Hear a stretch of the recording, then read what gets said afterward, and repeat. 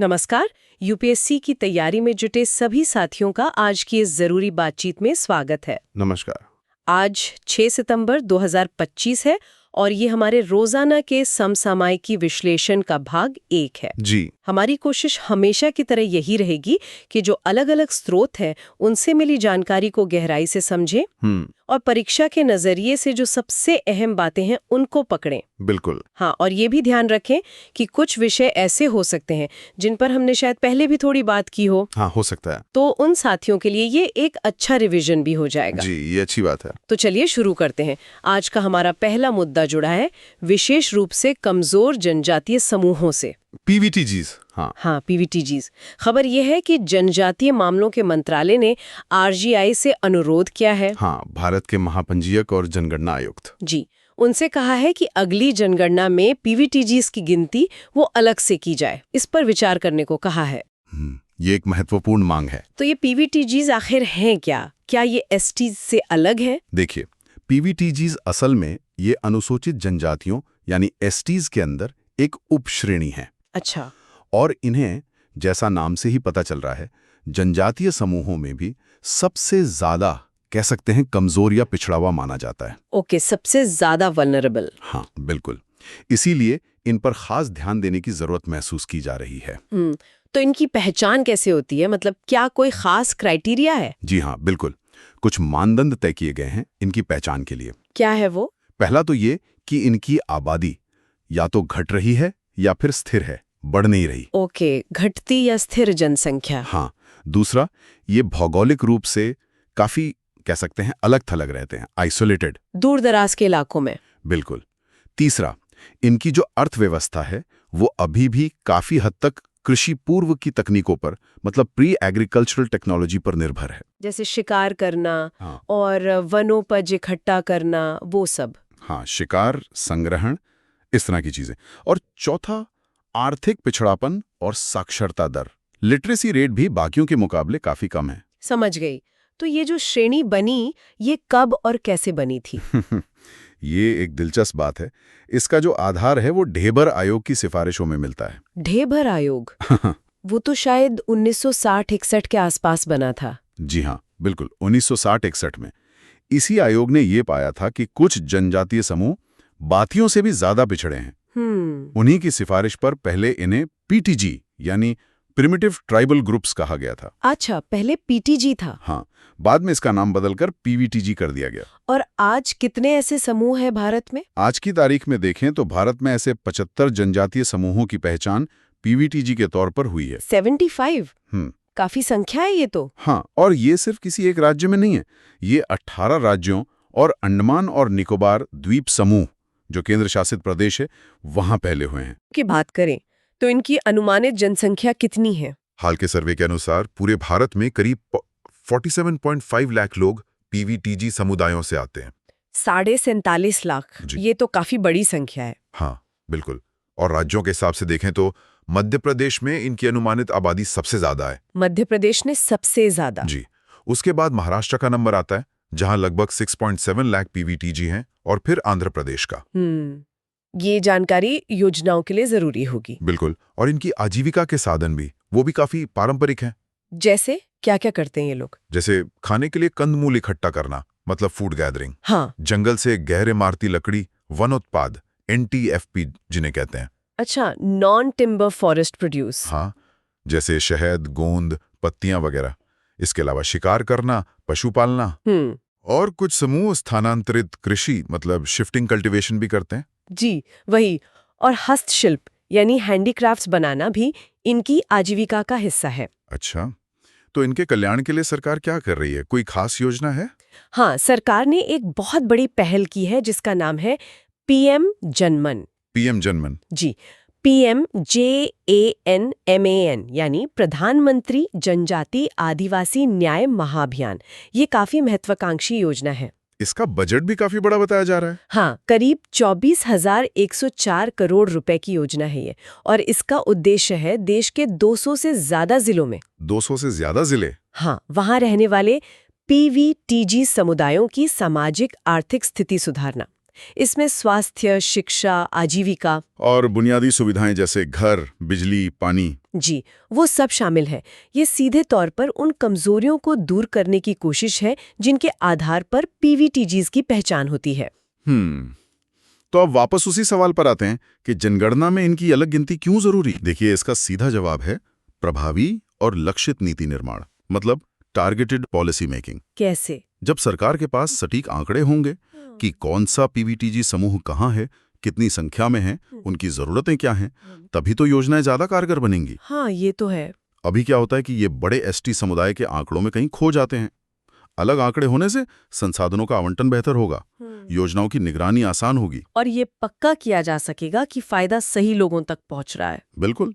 वैसे एक जानकारी और याद रख सकते हैं कि 2011 की जनगणना के हिसाब से भील जनजाति भारत का सबसे बड़ा जनजातीय समूह है। अच्छा, भील, ठीक है। तो पीवीटीजी का मुद्दा एसटी समुदाय के भीतर की विविधता और असमानता को समझने के लिए काफी महत्वपूर्ण है। सही कहा। चलिए अब अगले विषय पर आते हैं। ये स्वास्थ्य से जुड़ा है। जी।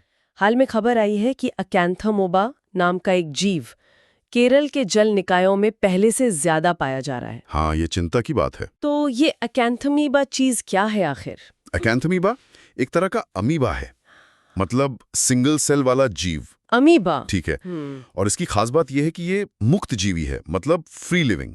इसे जीने के लिए किसी होस्ट की जरूरत नहीं होती। अच्छा, ये अपने आप रह सकता है? जी। कहाँ पाया जाता है ये? कुदरती तौर पर पानी में, मिट्टी में, धूल में, हर जगह मिल सकता है। पानी, मिट्टी, धूल। हाँ, लेकिन चिंता की बात यह है कि ये सिर्फ नदी, तालाब तक सीमित नहीं है। ये हमारे आसपास भी पनप सकता है। जैसे? कहाँ? जैसे स्विमिंग पूल, हॉट टब, पीने के पानी के system, humidifier, air conditioning system, जहां भी पानी जमा होता है या नमी रहती है। ओह, मतलब ये हमारे घरों तक भी पहुंच सकता है? हाँ, बिल्कुल। और ये शरीर में कैसे घुस सकता है? क्या ये खतरनाक है? हाँ, ये खतरनाक हो सकता है।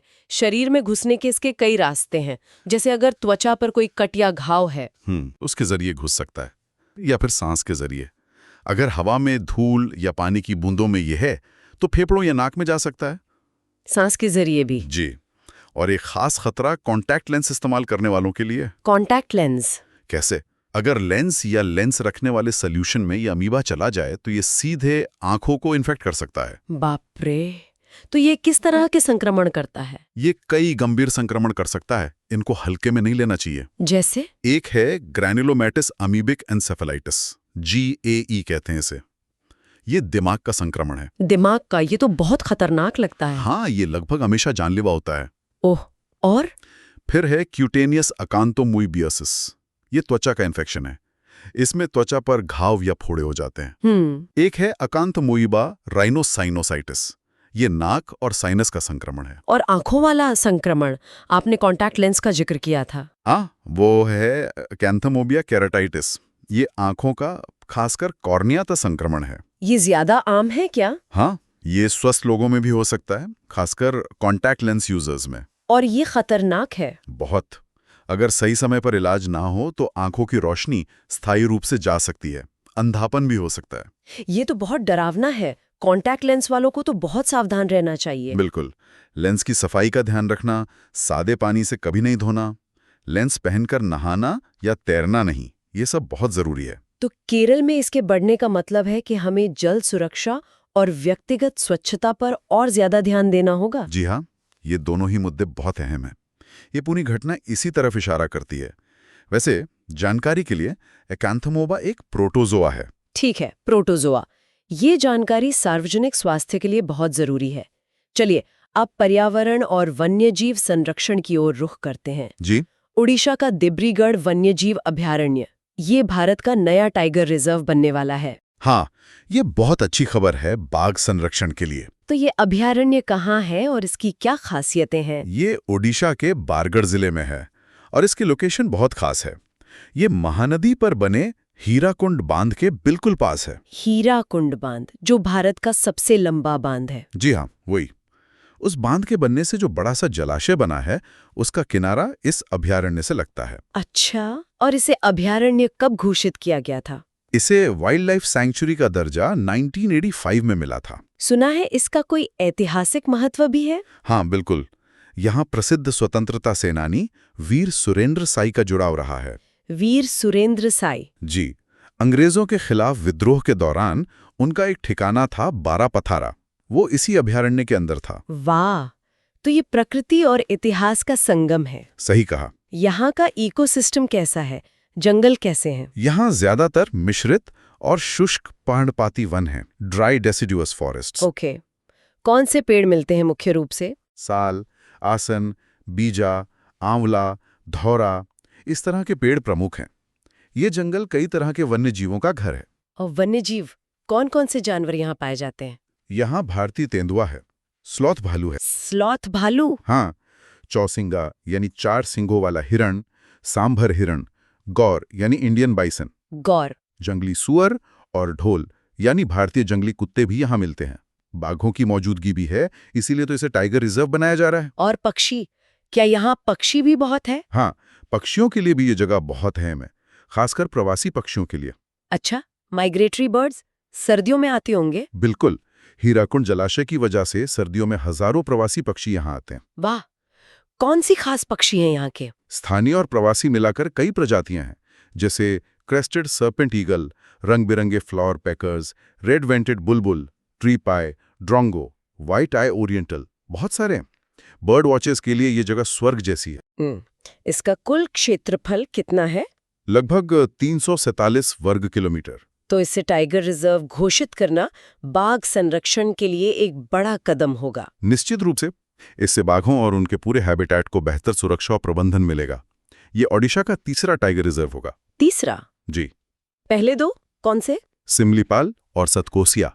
ओके, सिमलीपाल और सतकोसिया के बाद अब देवरीगढ़। चलिए, ये अच्छी बात है। अब शिक्षा के क्षेत्र की ओर चलते हैं। जी। राष्ट्रीय संस्थागत रैंकिंग फ्रेमवर्क यानी NIRF 2025 की रैंकिंग्स जारी हुई हैं। हाँ, हर साल आती हैं ये रैंकिंग्स। तो ये NIRF क्या है और इसकी शुरुआत कब हुई थी? NIRF की शुरुआत 2015 में शिक्षा मंत्रालय ने की थी। उस समय इसे MHRD कहते थे। हाँ, मानव संसाधन विकास मंत्रालय। जी। इसका मकसद था भारत के उच्च शिक्षण संस्थानों को रैंक करने के लिए एक अपनी स्वदेशी पद्धति बनाना। अच्छा, मतलब इंटरनेशनल रैंकिंग्स पर निर्भरता कम करने के लिए। हाँ, और भारतीय संदर्भ के हिसाब से पैरामीटर्स तय करना। तो ये रैंकिंग किन आधारों पर दी जाती है, क्या पैरामीटर्स हैं? इसके मुख्य रूप से 5 पैरामीटर हैं। पहला, टीचिंग, लर्निंग और रिसर्चेस, TLR। इसमें फैकल्टी, लाइब्रेरी वगैरह आते होंगे? हाँ। दूसरा है रिसर्च और प्रोफेशनल प्रैक्टिस, RP। इसमें पब्लिकेशन, पेटेंट वगैरह। ओके। तीसरा, ग्रेजुएशन आउटकम्स, GO, मतलब कितने पास हुए, कितनों को नौकरी मिली। ठीक है। चौथा है आउटरीच और इंक्लूसिविटी, OI, मतलब संस्थान कितना समावेशी है। और पांचवा है पीयर परसेप्शन, PR, यानी दूसरे शिक्षावेद और नियुक्ता संस्थान के बारे में क्या सोचते हैं। अच्छा, इन 5 पैमानों पर रैंकिंग होती है। तो 2025 की रैंकिंग्स में क्या खास रहा? इस साल कुल 17 अलग-अलग श्रेणियों में रैंकिंग जारी हुई है। 17 श्रेणियां, ये तो काफी ज्यादा है। हाँ, दायरा बढ़ाया गया है।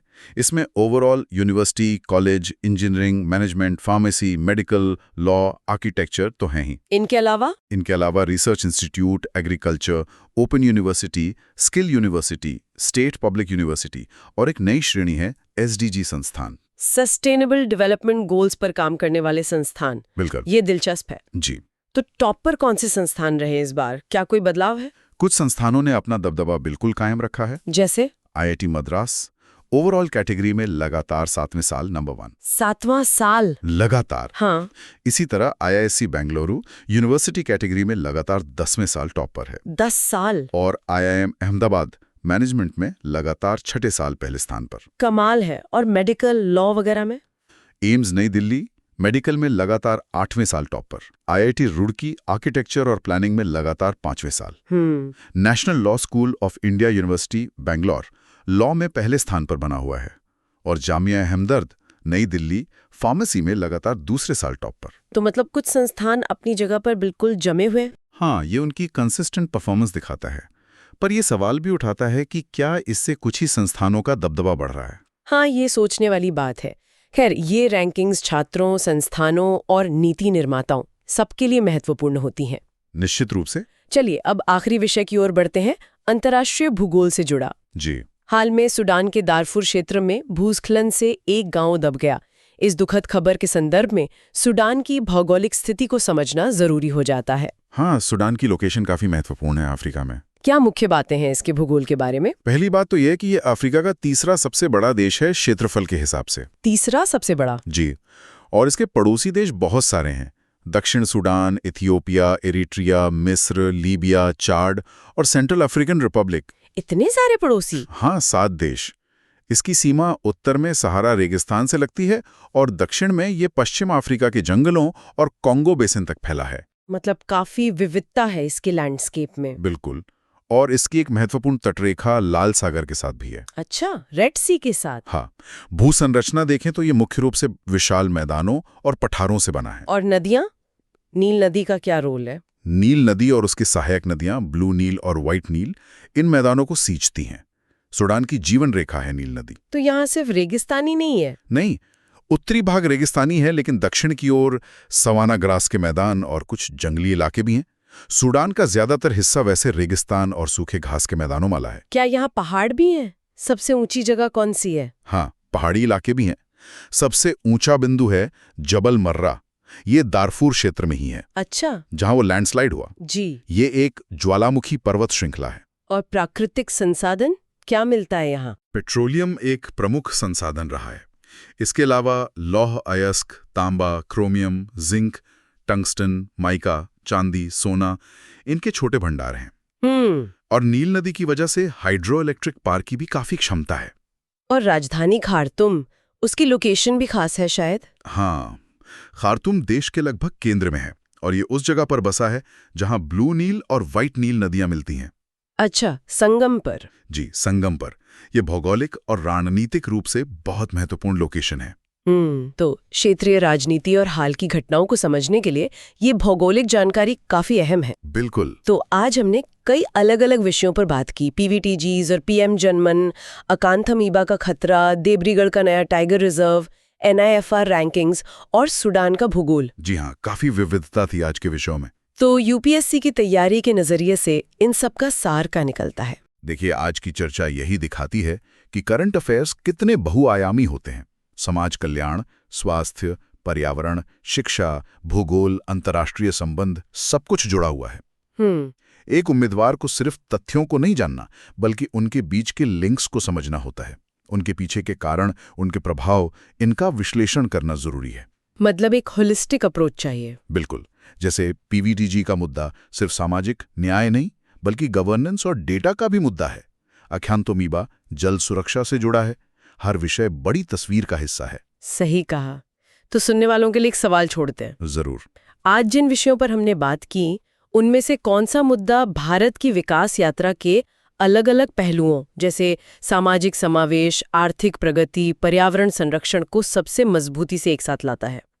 कौन सा मुद्दा इन सब का सबसे महत्वपूर्ण चौराहा है, इंटरसेक्शन है, और क्यों? ये सोचने लायक सवाल है। इस पर जरूर विचार कीजिएगा। अगर आपको आज की ये बातचीत उपयोगी लगी हो तो इसे लाइक जरूर करें। और ऐसी ही और चर्चाओं के लिए चैनल को सब्सक्राइब करना ना भूलें। आज के लिए इतना ही। धन्यवाद। धन्यवाद।